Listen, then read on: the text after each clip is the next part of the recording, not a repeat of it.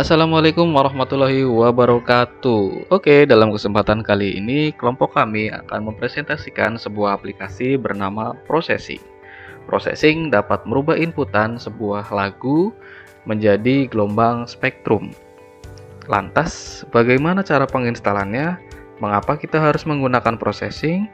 Kemudian bagaimana cara kerja dia? Kemudian bagaimana cara mengimpor library? Kemudian masalah apa sih yang sering terjadi dan solusinya. Nah, marilah kita saksikan video berikut ini. Oke, sebelum masuk ke penginstalan, sebenarnya apa sih processing gitu kan? Processing adalah aplikasi pengembangan terpadu menggunakan bahasa pemrograman berbasis Java. Processing dapat membantu menciptakan, mengubah, atau menampilkan sesuatu seperti data, gambar, suara, video, atau animasi.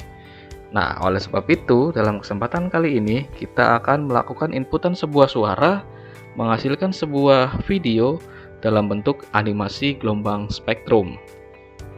Oke.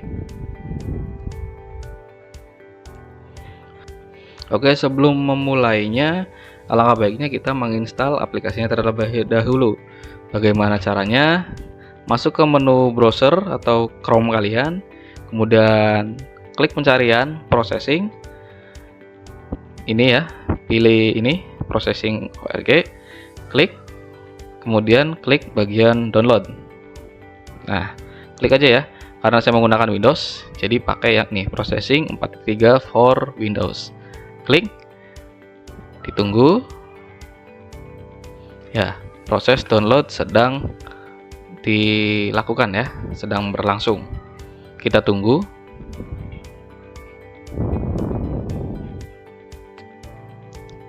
Masih berlangsung ya. Kita tunggu.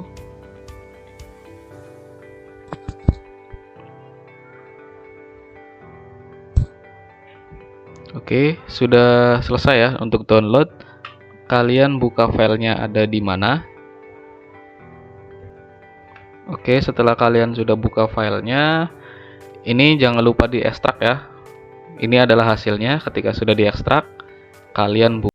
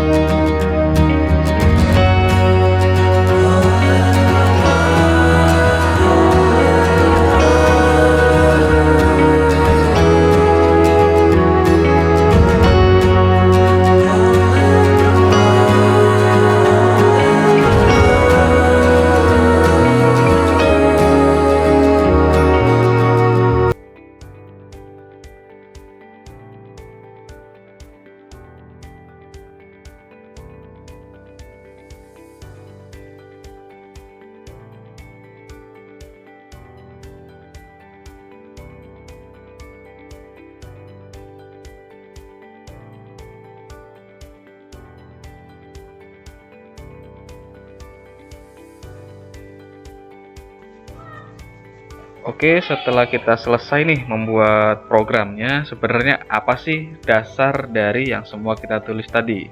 Nah, sebenarnya dasarnya itu cuma ada dua, yaitu void setup dan draw. Nah, bagaimana cara kerja mereka?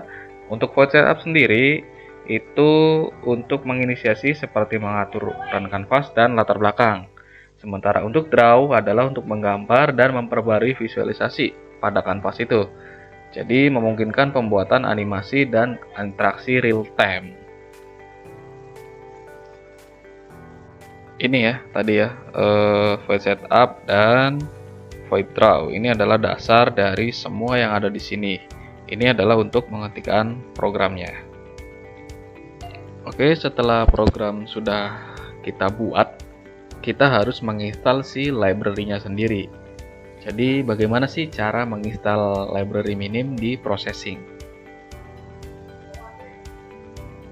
Oke, setelah kita masuk sini, teman-teman buka menu sketch, kemudian masuk import library, kemudian masuk ke manage library.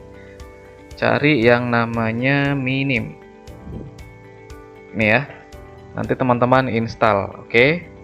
Nah, ketika sudah diinstal, taruh library-nya dengan cara import library, kemudian ini ya, karena sudah diinstal, klik Minim.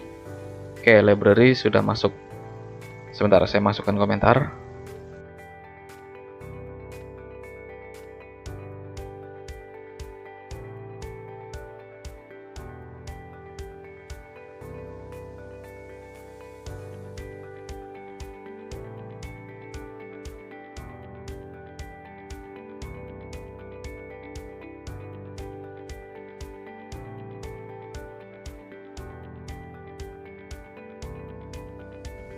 Oke, untuk kolom yang ini nanti teman-teman isi ya. Diisi adalah nama file.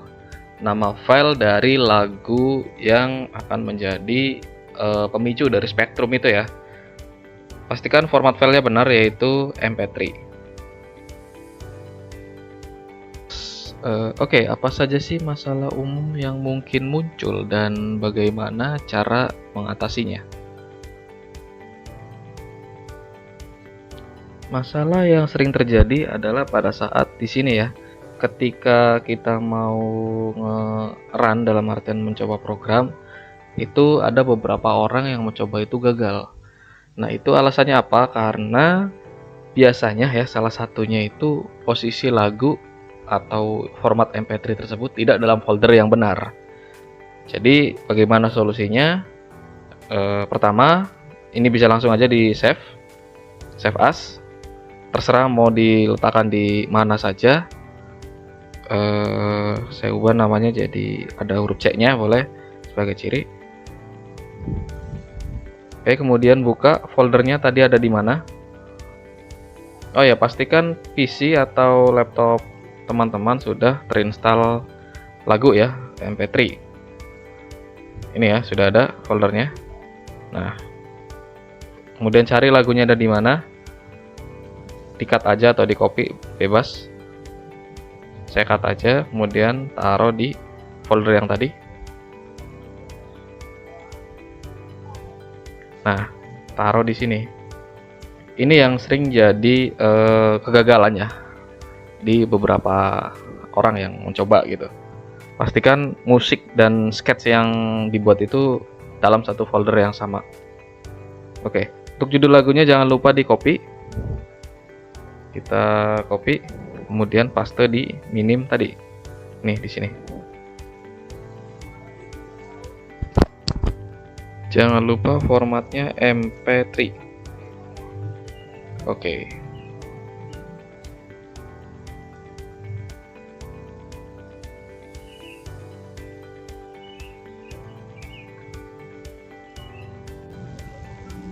Baik, saya akan menjelaskan kode program yang telah kita buat tadi. Kemudian outputnya itu seperti apa sih gitu kan?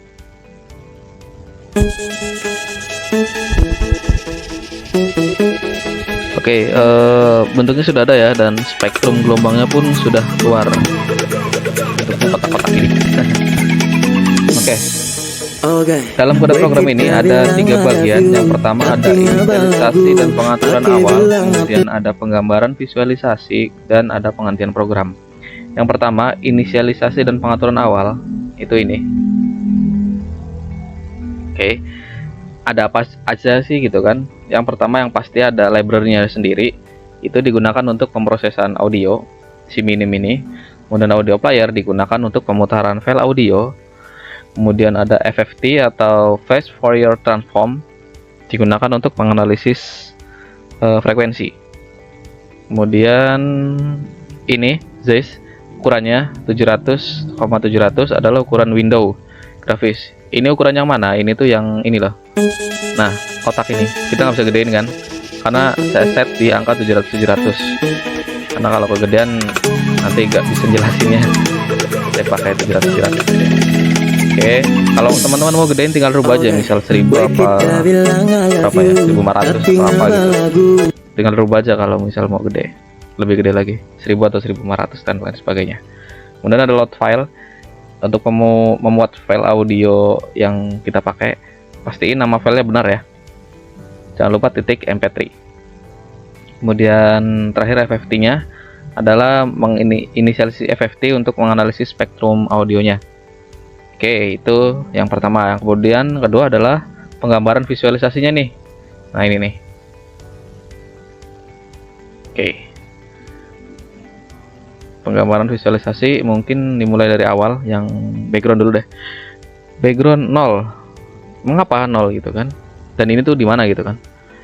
0 tuh inilah, background inilah. Dia 0. Jadi warna hitam. Kalau ini dirubah, misal ini nolnya dirubah jadi penuh dalam artian 255, itu nanti akan berwarna putih. Kemudian selain setwig adalah pemusatan ke titik tengah ini ya, jadi dia berada di tengah. Kemudian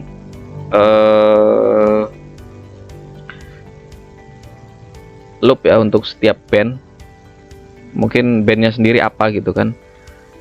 Band adalah mewakili amplitudo ya, atau kekuatan dari frekuensi-frekuensi dalam rentang.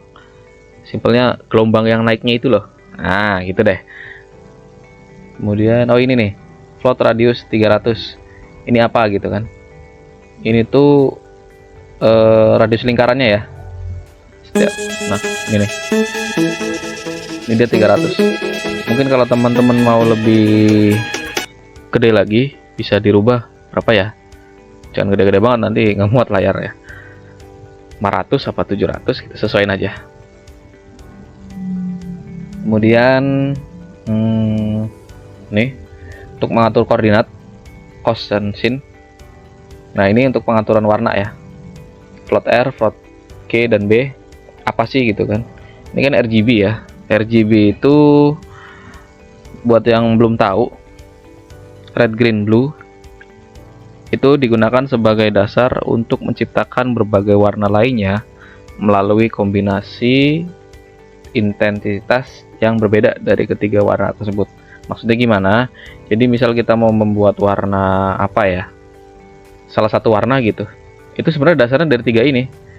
Misal merahnya lebih banyak gitu kan, terus birunya agak sedikit, atau hijaunya agak sedikit gitu. Nah, nanti outputnya itu. Saya lupa untuk pewarnaan gitu gimana. Intinya gitu. Jadi misal kita mau warna sesuatu, nah ini misal ungu nih gitu, abu ya. Bisa jadi si blue-nya ini agak sedikit gitu. Kemudian ada campur biru atau hijau gitu dah. Semua ya, nggak harus di si processing ini sendiri. Semua tampilan di layar itu pasti RGB. Kemudian ini ya untuk penggambaran lingkarannya. Oke, langsung yang paling terakhir aja adalah penghentian program ini. Ini maksudnya gimana? Kalau kita ngeran kan tinggal klik ini ya. Kemudian stopnya kan ini. Sebenarnya yang terjadi itu dia itu menutup pemutaran audio, kemudian menghentikan minimnya sendiri dan memanggil fungsi stop ya dari kelas induk. Jadi kelas induk panggil stop ya, dia berhenti semua atau menghentikan program secara keseluruhan. Mungkin itu saja dari kelompok kami. Sekian dan terima kasih. Selamat menikmati. Dola dola dola, kita salah dola. Dola dola dola, aduh kita salah dola. Dola dola dola.